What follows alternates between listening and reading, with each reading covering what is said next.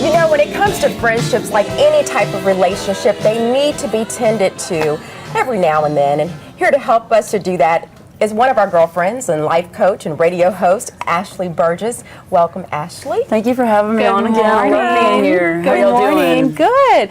Okay, so there are some girlfriend rules. Most definitely.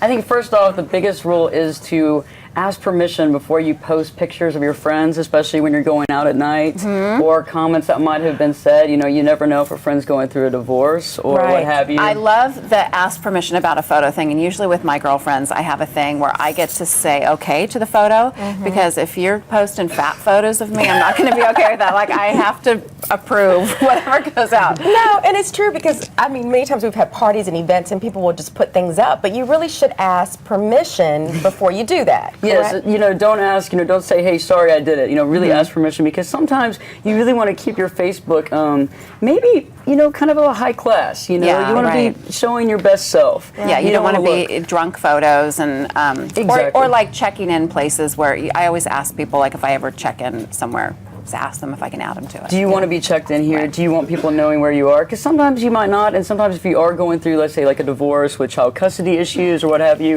it could be a detriment to their future as well. So. Oh, that's a good one. So what about with cell phones? Because that's you know, we're all on our cell phones all the time, texting and emails. What kind of rules should we look out for in our girlfriend relationships? Well, you know, first off, we want to make eye-to-eye contact. So a lot of times when we have the phone like this, so we're not paying attention. But I think sometimes we just need to have girl time. So if you've made the effort to leave your house, drive all the way there, you know, go to the restaurant, go to the bar, go to the cafe, actually spend time with the people there, because the people that are on Facebook and stuff, they're probably great people too, but make the time for those people that you're actually spending time with. Right. I mean, they're there, so, you know, there's a game you can do. You can actually stack your phones, like take everybody's iPhones or whatever phones they are and stack them at the end of the table. And the first person to go after their phone actually gets to pay for the whole meal. Oh, that's a good one.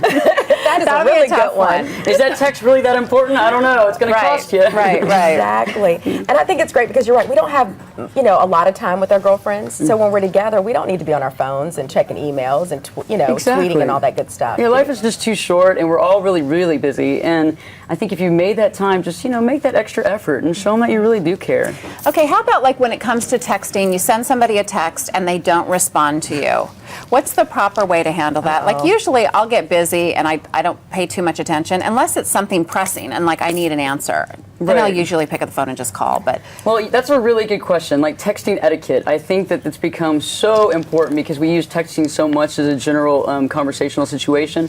If somebody hasn't texted you back, wait 24 hours and then you can maybe retext that text, because people are really busy. I mean, y'all have a TV show, you're doing this, you're doing that, you have so many things going on in your life, you might not see that text, but maybe in 24 hours if it's retexted, you say, oh, okay, it was at the bottom of the list, I didn't see it. That happens. That's important also not to hound people, because when you really are stressed, you're working really hard, you start wondering, does that person really respect what I do? I mean, and then, you know, that can be an issue as well as not using all caps. You know how when people put all caps? They're yelling, don't yell, don't text yell. Don't text yell, that's me. It's like, what is this? And if it's really that important, pick up the phone and call me if it's that big of a deal, you know? But also, you know, in the exclamation points and that sort of thing, too. Okay, that's my issue, Lord. Do you do lots of exclamation points? Girl, and my daughter's like, Mom, why don't do that? But it's like my way of letting you know I'm really excited. You do, because you do that. You do. Does it get on your nerves? Not at all, because I'm the same way. I do the same thing because I get excited about something, and I do lots of smiley faces and not emoticons.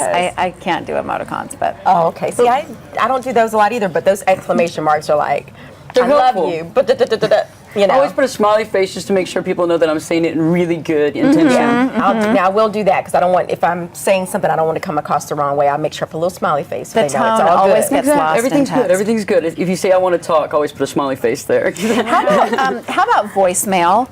Well, there's a certain way to leave a voicemail, right? Most definitely. Yeah. You know, voicemails are interesting because, you know, voicemail is like you've taken the time to actually make the call. You're leaving a voicemail, and when you listen to that voicemail, it's really great to hear one that's kind of upbeat and happy. You know, wow, I got a message from Ashley. Oh my gosh, she's in a really great mood. Right. I think I'm going to call her back. Instead of the other way around, Ashley's really depressed, and she's talking about all the negative things that's happening. Right. I think I might put that off. Or my biggest pet peeve is when somebody leaves a message, hey, it's so-and-so, call me. What is that about? What, I mean, if you're going to leave me a message, tell me what you need. You What's know, the so gist? I can. Right. What's the idea? Exactly. I mean, because you don't know what you're getting into either. It's kind Uh-huh. of like, well, is this going to be a 5-minute conversation? Is this an hour conversation? Right. As well as this good, bad, or ugly? Because at 7 a.m., I don't want to have a bad or ugly call. I hear you.